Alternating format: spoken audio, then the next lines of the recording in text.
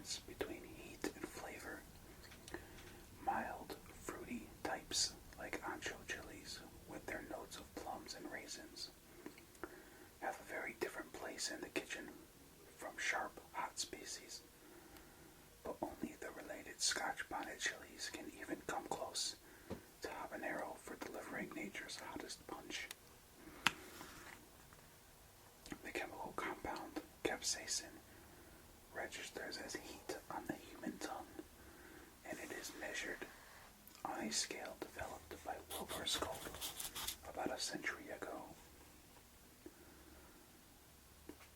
The hottest chilies run to about 300,000 Scoville units, and both habaneros and Scotch bonnets register near this point, while removal of the interior webbing and seeds can lessen the intensity. The flesh alone still packs considerable heat. Despite the heat, habaneros develop unique flavors as the walnut-sized fruits ripen from green to orange. Even small amounts can deliver spice into salads and cooked sauces. The severe heat is also used in bottles, condiments that combine the flavors with everything from vinegar to carrots. Use great care when handling all varieties. Taste: sharp citrus notes manage to escape from behind the dangerous heat, with essences ranging from apricot to lime. Drying accentuates a mild smoky character.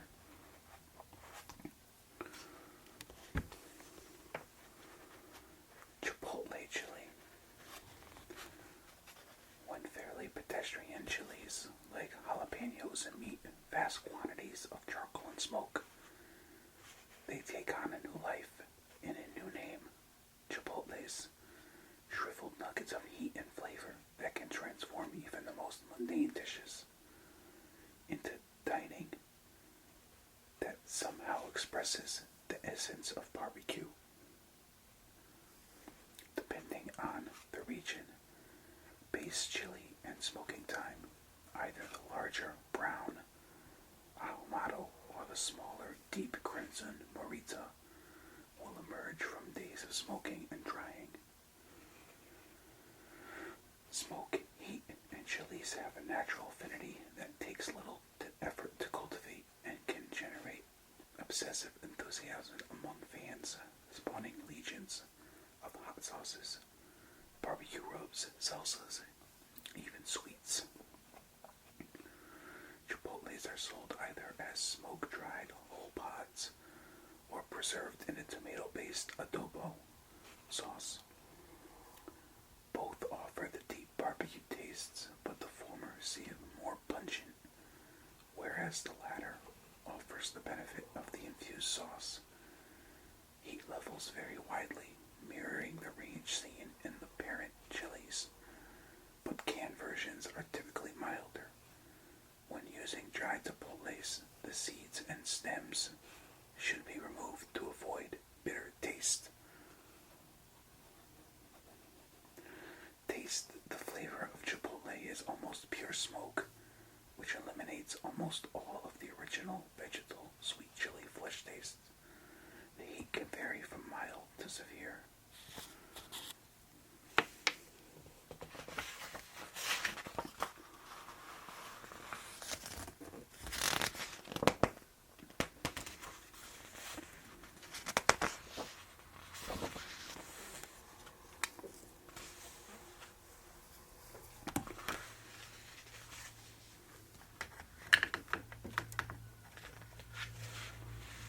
Bolivian rainbow chili. The color blue does not tend to suggest edibility. When it is accompanied by a full spectrum of other hues, red, orange, green, purple, and yellow, often on the same plant and at the same time, wise gourmets tread gently. With the Bolivian rainbow, this caution is well placed. The searing heat of its vibrant fruit can stop almost anyone in their tracks. After a dramatic bright purple flowering, small green peppers appear. They will ultimately mature to orange, then red, having turned purple, blue, or yellow for the intervening period. The leaves, too, can morph from green into eggplant hues, never more than 2 inches long. The tulip-shaped peppers look almost like strands of multicolored Christmas lights strung on the foliage of the parent plant, a botanical color explosion that has made the pepper almost as popular in an ornamental plant as it is an edible one.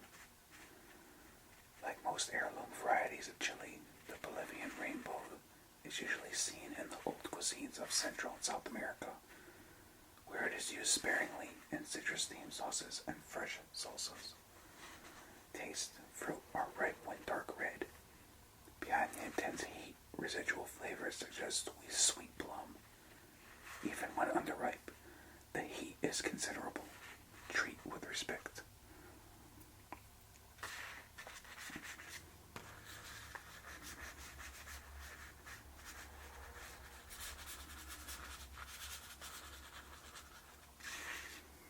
New Mexico chili.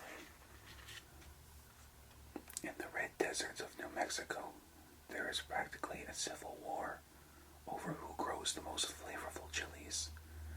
Chamayo to the north or Hatch to the south, and precisely what it is that makes them so distinguished.